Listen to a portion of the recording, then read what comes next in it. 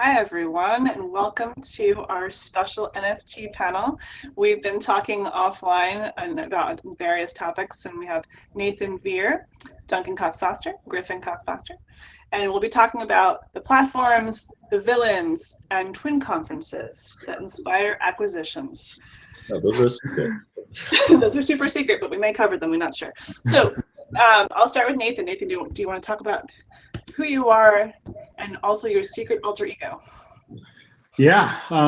Hey, everybody. I'm Nathan. I am head of content production over at SuperRare. Before that, I've done a bunch of different things, but kind of what got me into this space was working as managing editor of Skrillex's blog Nest HQ. And I did that for about 3 years. And towards the end of the 3 years, I found this crazy thing called Ethereum. And I was like, what is this? This is amazing. So I dove right headfirst in. And yeah, then I joined Consensus as a content marketer, was doing a lot of video stuff there as well. And now SuperRare. Right on. Duncan. Hey, what's up, guys? Tag team. Yeah, Duncan and Griffin. Yeah, I'm Duncan Cockfoster, one of the co-founders of Nifty Gateway. We started Nifty Gateway in 2018, back when NFTs were still like a very small topic, and we just thought they were really cool, and we wanted to build an easier way to access them. So Nifty Gateway has always been all about making NFTs easy to access. We pioneered buying NFTs with a credit card, and yeah, that's basically my summary. Right on. I'm Griffin. I'm Duncan's slightly taller twin brother. But that's not taller. Well, it doesn't matter, but yeah, just a little bit, yeah. And yeah, Duncan and I co-founded Nifty Gateway together, I think 2.5 years ago now, and it's been a wild ride.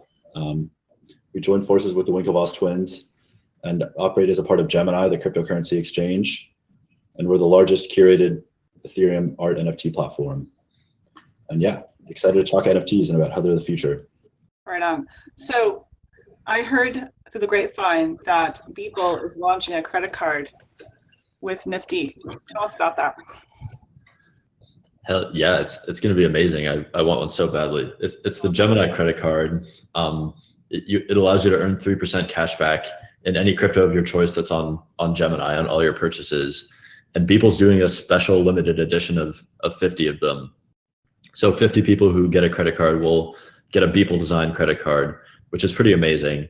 I want one really badly. It sounds like honestly amazing, but as you guys pointed out, I also wouldn't want to spend it because I would probably like frame it and put it up on my wall. But anyway, yeah, just you can sign up on the Gemini website for a chance to be entered. And good luck. Good luck, because I'm signing up too. So Nathan, in concert with Meltem's Grateful Dead T-shirt, you also have an announcement to make. So let's talk about Jerry.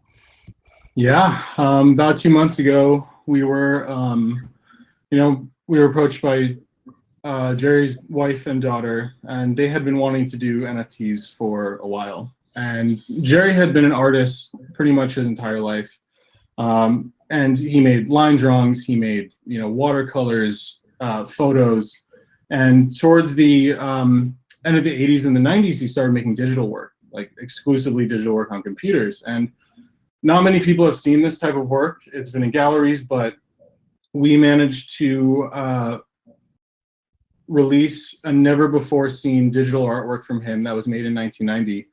And it's called Gift. It's live on SuperRare now. Part of those proceeds are going to go towards the environmental conservation and the coral reef, which is coral reef protection, which is something that Jerry pioneered for most of his life. So it's a beautiful piece. When I first saw it, I was like, I don't even know what to think. Jerry's been an idol of mine forever, and I have this Grateful Dead poster behind me. So being able to work on this was just a true honor. Right on. So we're talking about art, and so the art world right now is looking at NFTs and assets, digital assets, and saying, okay, we'll try this.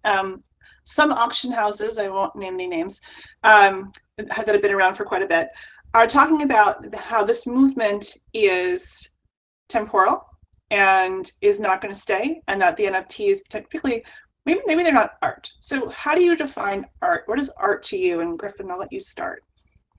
Yeah, great question. I mean, I would just say newspapers said the internet wasn't important either back in the 90s, and like I think we all know how that turned out. So that's much more how we see it, right? Like NFTs are 100% here to stay, and it really is about a lot more than art. It's about new technology that unlocks a fundamentally new human behavior, which only gets more and more powerful as that compounds over the long term, you know, which is the exact same case with the internet. Like it started with people taking stuff that was up before and putting it on web pages, but then you got like Web 2.0 and people interacting, and now the internet has kind of remade society and the world, and it's this huge geopolitical force. So yeah, I'd say it's the exact same here. Art is just anything that makes you think and makes you feel something, and no one has a monopoly on what should be considered art and bought and sold as art. And anyone who does, like, probably just wants to protect their spot as a gatekeeper. So yeah, I don't know. I'm sure they are saying stuff like that, and it's tough to have a new technology pop up and challenge you, but NFTs are here to stay. Yeah. Nathan, Duncan, anything to add to that? Or we can. Totally, yeah. Yeah. The thing I wanna add is they said the same thing in 2018. You know, it was like it's almost weird. It's like seeing the exact same conversation play out all over again. In 2018, CryptoKitties were really hot. They were popular for a second, and then there was sort of a decline in usage and interest. And you know, I think sort of the consensus, the mainstream opinion was NFTs are over. Like this was a funny idea, but this is never going to work. And now here we are, you know, 3 years later, and on Nifty Gateway there have been days where we've traded more volume than CryptoKitties did in its entire life, and we're just one marketplace. I mean, that the same thing is true of many other marketplaces. So, you know, critics have been saying that NFTs are a fad for years now. They've been wrong. They'll continue to be wrong. You know, it's kind of like Peter Schiff saying that Bitcoin is not going to go anywhere. You know, he just keeps saying it every year, and he just keeps getting more and more wrong every year. We need our own Peter Schiff of NFTs. But that's the way I feel about it, is these people coming in, learning about NFTs for the first time and deciding it's a fad is kind of ridiculous for the people who've been doing this for years and have seen these cycles before. For sure. Yeah. For sure. I think, sorry, not to cut you off. I think there's a lot of conflation between NFT, the technology, and the art that uses NFT, the technology of it. And when people talk about NFTs, they often think, oh, I'm talking about the art itself, but they're not. They're two different things. You have the art that used to be exclusively that was digital and exclusively like impossible to verify, impossible to own outright. There was this disconnect between the traditional physical art world and the digital art space, which digital artists are artists. Like I don't even like saying digital art because it's not accurate. And what NFTs and this technology allowed these artists to achieve is sovereignty, is value, is ownership, is scarcity. And I think that in and of itself is what makes this space so important, and also what will let it stand the test of time. I mean, just like the internet, like it wasn't just an email machine. It wasn't just, you know, what it initially started out to be, and so will this. For sure. Well, I think the testament to all of that is the fact that there is money pouring in. I think SuperRare just raised $9 million, I believe. Is that true? This one? Yeah. Yep. And you know, I think that in terms of the market and where it's going, the traditional folks are here. They are playing. Duncan and Griffin, you did a deal with Sotheby's. Can you tell us about that? With PAC? Totally, yeah.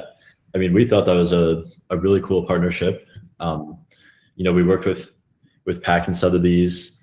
The collection I thought was fascinating and very unique because it really made use of the digital medium. And I think honestly, the artists creating right now squarely belong in the canon of art history, in my opinion, because society is increasingly digital. We increasingly spend our lives on the internet, and art is a reflection of society. So it makes sense that we finally have an art that's a reflection of our current time. I think the PAC Sotheby's drop was a great example of that, where PAC did something fascinating with his fungible edition that converted into NFTs.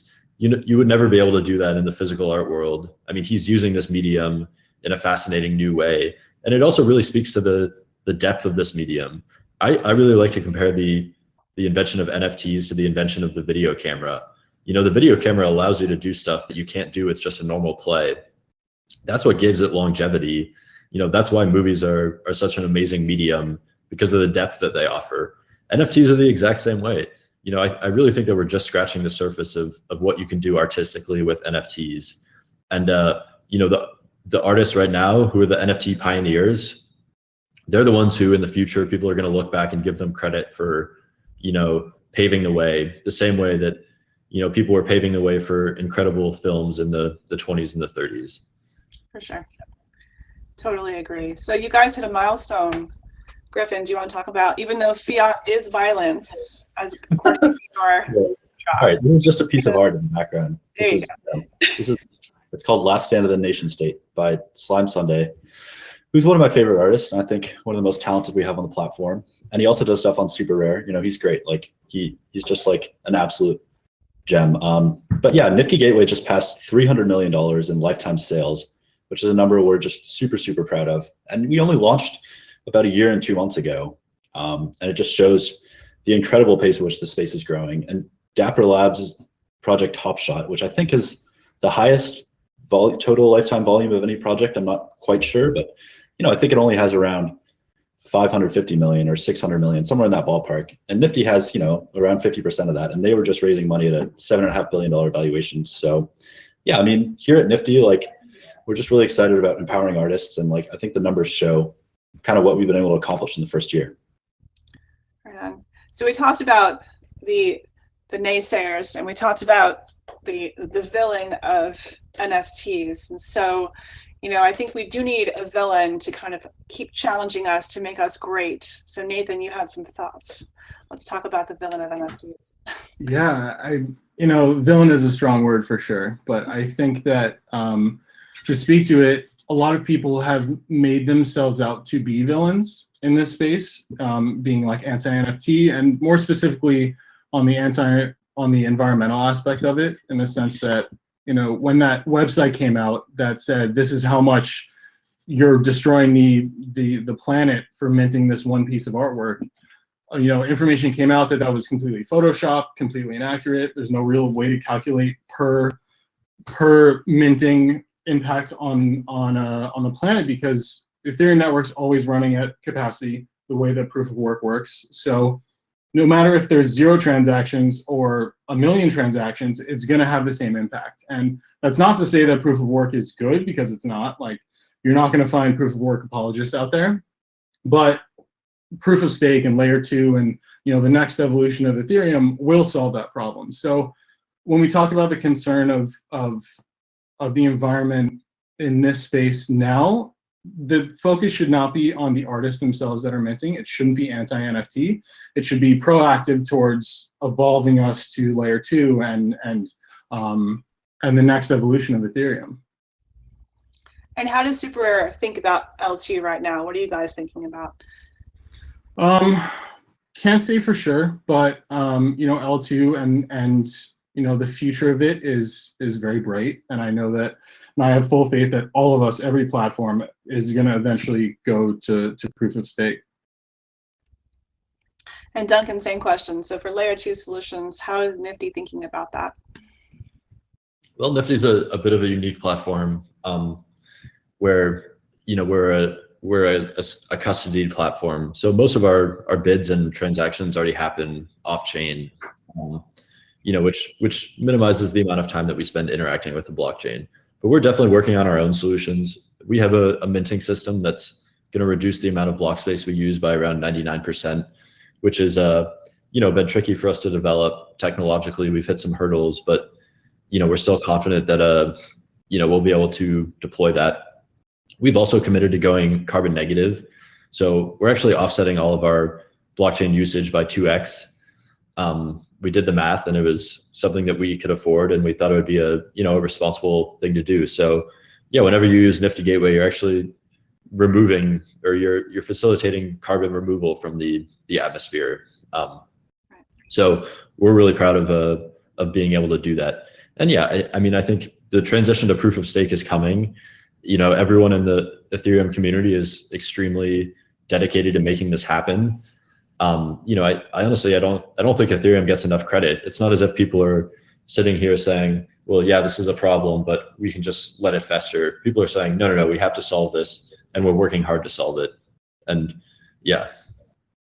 I would also add, I think a lot of the arguments, especially the environmental ones, like miss out on a lot of the nuance.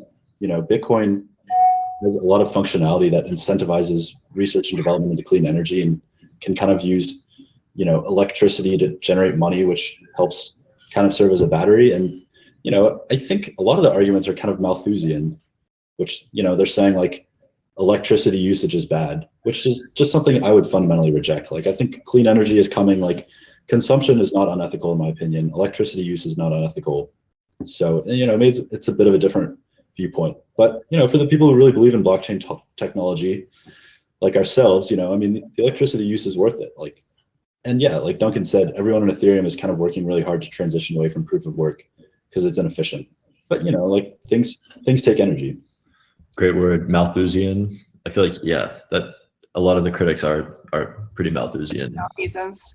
So we have some folks watching. I know for a fact that Dan Roberts, our editor-in-chief's dad's watching. So for an NFT, for folks who are learning the space, how do you define it? I'm going around the room. What is an NFT? You guys want to take it? Okay.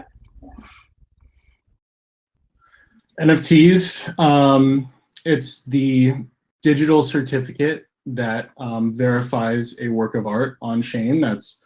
That's always auditable. You can always see who owned it. You can see every transaction of who, from who made it to who owns it to what it sold for, to how many people made offers. But that, you know, if you maintain the provenance in the full exchange process, which is you know, a big thing that SuperRare holds closely to our mechanics. So really, NFT is just the certificate that says this is officially from this artist. You can prove it. Only one person can own it. Bottom line. Fabulous.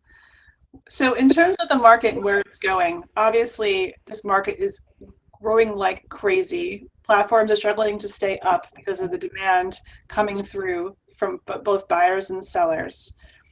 What are you being asked for in terms of product features that are top of mind for you right now? Ethan, I'll start with you. What I've seen, you know, I'm on Clubhouse pretty much every day, Discord. I'm in the community as much as I possibly can, and the general consensus around what people want are decentralized autonomous organizations, which are known as DAOs, which is a way for a group of people to go in on a single artwork as an organization so that they don't have to spend, you know, outrageous amounts of money for an artwork that they want. They can do it collectively. So, you know, that I think fractional ownership is a huge one as well. I think, you know, collections and a way to showcase your work. I also think that we have a lot of improvement to do in the way of digital displays, and you know, a lot of them that are out there don't have sound, and most of these NFTs that are coming out, most of this crypto art that's coming out has sound, and they should be experienced as such. So there's so much to go, and I think that a lot of us, you know, all of us know where it needs to go. So Great. Griffin, Duncan. Yeah, feature requests. I don't know. At Nifty, it's tough for me to think of something that a bunch of people are requesting. Like, definitely support for DAOs is a really big one. You know, like, we are really always focused on serving our community. And I don't know. Can you think of anything, Duncan? Yeah, I mean, I would say the biggest thing I've noticed is just the number of people who want to make NFTs. That seems to be like the number one request we get. And you know, I've actually like almost totally stopped responding to people who ask about that. You know, like 4 months ago, we would have welcomed a lot of these people, and it would have been insane to be like, oh, this person is making an NFT, or like this celebrity. But now it just feels like a deluge, and it feels like everyone is like, you know, moving way too fast and not spending enough time learning about NFTs before they're making them. So yeah, it seems to me like I would say the number one thing we hear is like people just want to launch more NFTs. and everyone just wants to sort of like get in on the craze, which, you know, like has its advantages and disadvantages for the space. For sure. Well, the deluge. FOMO. Right. Yeah. FOMO. There is massive FOMO for NFTs right now. I will certainly say that. My mom even wants to create one just for herself. Just for fun. So I totally. We get artists who are, you know, maybe musicians who email us and they're like, "Hey guys, we need to get on the phone right now. I need to launch my NFT within the next week before the hype dies down." And we're just thinking, you know, like, look, if that's your attitude, like you're probably not going to have that's not a great attitude for long-term success in the NFT space. Like you should be thinking about it as like a 5-year, 10-year vocation. Right. I think that's a really great point. So, you know, what are those things aside from the FOMO and the craze to get on the platform right now and sell something? What else do you think from a gotcha perspective when you're telling an artist or a musician when they're launching their NFT, what do you watch out for? What do you tell them? Don't do X, Y, and Z. I mean, the number one thing is we tell them is like, make sure you don't price it too high. Like, you know, if you're an artist or a creator, like a healthy secondary market that's more or less how you're going to be judged by collectors. Like that's the number one thing they look at. It's true in the physical art world as well. I mean, it's true of all different kinds of collectibles.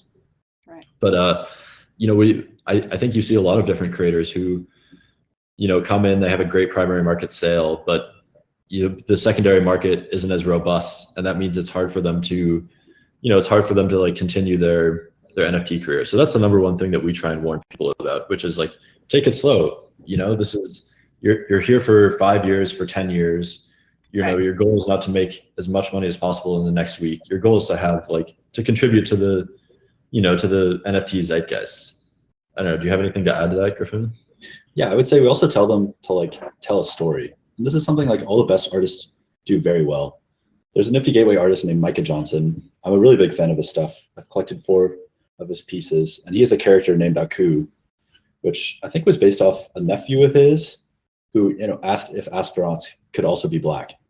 And so Aku's this character of, you know, a 4-year-old kid in an astronaut helmet, and there's multiple different art pieces that tell Aku's story across multiple different launches. And now Aku's been licensed for a movie deal, and, you know, this artist is building this whole world around this character in this story over the course of time. And he's just done a very incredible job building a story. And I think a lot of the best art does that. It tells a story. Not that all art has to tell a story, but that's something that artists can do that's very powerful. And Micah Johnson's, you know, an excellent example of that. Love Micah Johnson. Yeah. Me too. It's a beautiful story. I think that I love the fact that you're tying in humanity into the art, right? That's what it's all about, at least to me. I totally agree with you. The Jerry Garcia story, same thing. The family called you guys, right? It wasn't just hey, let's do a Jerry NFT. It was a family connection, having that conversation. And so it becomes this human experience. I think that's beautiful. So final question, round robin, where do we go this year? Up to the moon? Or do we level off a little bit? Well, Go ahead. Yeah, I mean, I was going to say that February and March were like completely insane in NFT land. And honestly, at least on Nifty Gateway, I think we saw a lot of new buyers who had a pretty speculative approach. And we, you know, a major focus of ours now is just trying to educate people that, you know, when you buy an NFT, you should really have some attachment to it. If you're just doing it with the sole purpose of making money, then you're probably not going to have a good time, and you're probably not going to make much money either, which is kind of like an ultimate, you know, kind of an irony. So we really try and tell people to shy away from that, almost as much for their own good as for, you know, the health of the ecosystem and the health of the platform. So I think what we'll see this year is more of a leveling off and a steady growth, which I think frankly is exactly what the NFT space needs. You know, like the type of growth we saw in February and March, it's awesome to see so many people get interested in NFTs, but I feel like that growth can be sort of destabilizing. And, you know, if it's not healthy growth, then, you know, maybe it's not good for the long term of the ecosystem. So I predict we'll see a lot more healthy growth in the rest of 2021, which is exactly what NFTs need. That makes sense to me. So the takeaway from this whole conversation from all three of you, and thank you so much, is it comes from the heart. not from the pocket. Totally. So- 100%. That is I violent. think also to that point, just really quickly, we often talk about the money and the value of NFTs and secondary markets and what things sell for, but money rises and falls, bull bear markets all the time. And what's going to make this space stay and last is the cultural storytelling that we're going to do about the artist, about the space, the things that are going on within it. And I often talk about people watch TV because they want to escape from the world. And what if we had shows and movies and film that normalized the use of crypto and blockchains and collecting art as NFTs? People wouldn't see it as like this foreign thing that they have to onboard onto. It would be like, oh, this is just a normal thing. I'm paying for coffee with ETH. And it's through, I think, the media and what people watch in their free time that will push this space forward and make it last. Amazing. Well, thank you so much, all three of you. This was awesome. And, Thanks for having us. Thank you. This is a blast. Thank you.